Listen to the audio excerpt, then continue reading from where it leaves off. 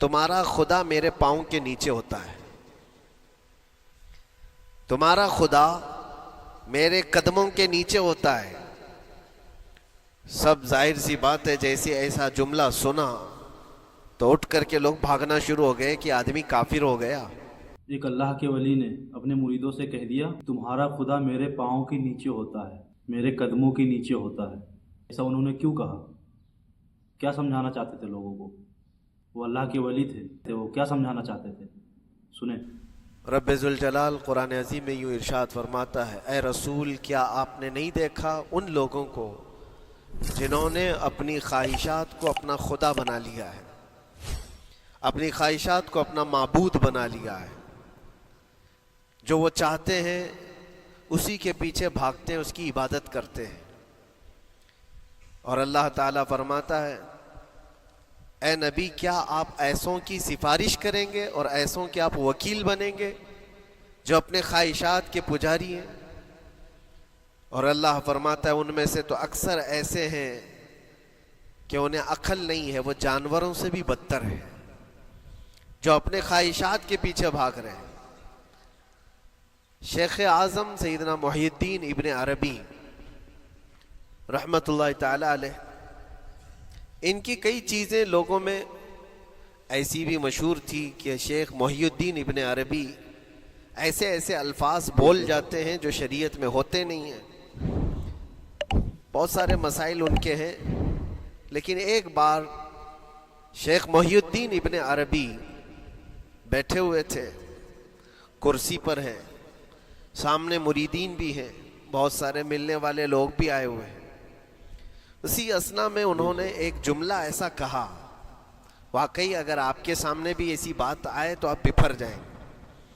شیخ محی الدین ابن عربی کہتے ہیں، اے لوگوں جو تم سب یہاں میرے پاس بیٹھے ہو، تمہارا خدا میرے پاؤں کے نیچے ہوتا ہے،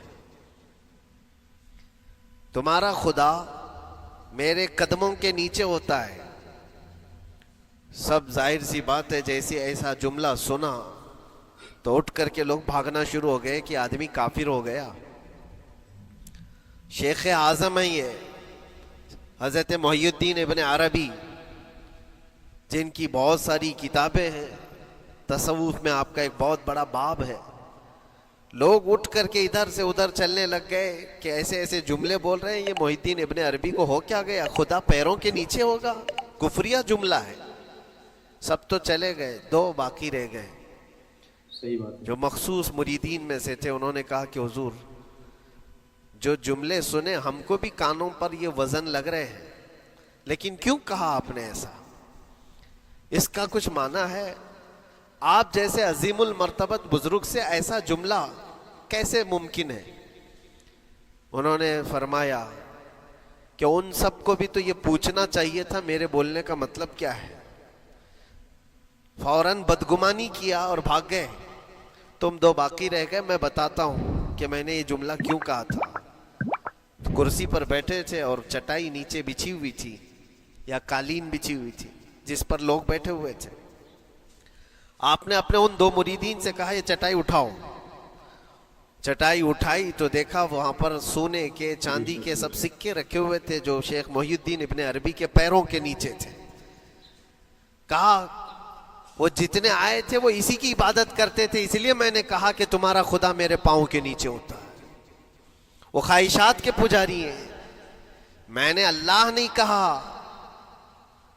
اللہ رب العزت وہ قادر مطلق ہے۔ میں نے کہا جس کی تم عبادت کرتے ہو، جس کو تم خدا بنائے رکھے ہو، وہ میرے پیروں کے نیچے ہوتا ہے۔ اور حقیقت ہے میرے عزیزوں، جنہوں نے خواہشات کے پیچھے بھاگنا شروع کیا، در حقیقت وہ اپنا خدا بنا چکے ہیں ان کو۔